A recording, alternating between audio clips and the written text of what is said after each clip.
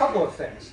The sense that schizophrenia may be an illness that involves global dysfunction of the brain, some sort of disconnection syndrome, is supported by even a crude observation like this, where we observe changes in the dynamics of all of the components in these subjects, but with very serious qualifications.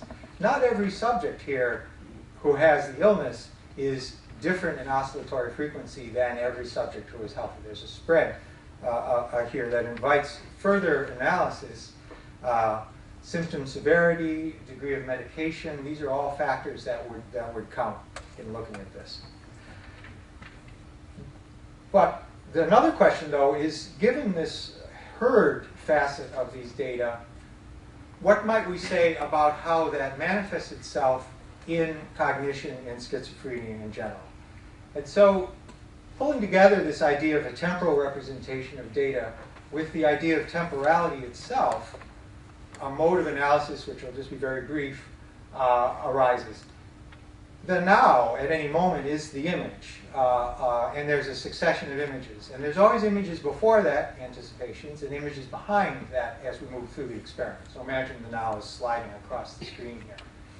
It is possible, using techniques that are a little complicated for this talk, to assess to what extent the current image can be used as a predictor of the next image in the series, the image after that, and the image after that. To what extent can each current image look forward into the future of the brain image series?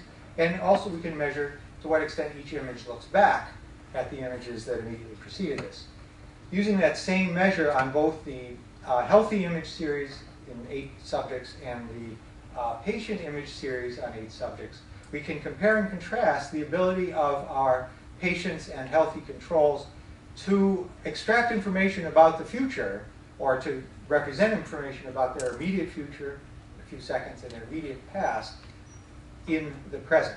And systematically, at different time ranges, the patients have less information available. This oscillation that we observed might not have been an indicator of a dysfunction. And, in the driving experiment, we saw rapid oscillation as well. But this, together with the idea of oscillation, suggests that, in fact, what seems to be impaired is something that is important, going from moment to moment, for the ability for schizophrenia patients to navigate in time. And indeed, deficits in temporal estimation and other temporal tasks are one of the markers, are one of the correlatives of the illness. This is suggestive rather than conclusive, but what I've attempted to suggest is that the familiar images of the brain, welcome as they are, ought to be seen as looking at a place where the light is shining very brightly indeed. But that's not the only place we can look. And hearing directs our attention to some other places, where with the phantom laser pointer I now make a little dot somewhere over there, and you imagine that. Other places where we might look for insights into the way we work. One final thought, though, that's the formal talk, but I do have a brief coda. I wanted to mention some ongoing collaborations. You may have noticed that these soundtracks have a bit of an aesthetic quality to them. I chose the notes in the scale in order to make it nice to listen to.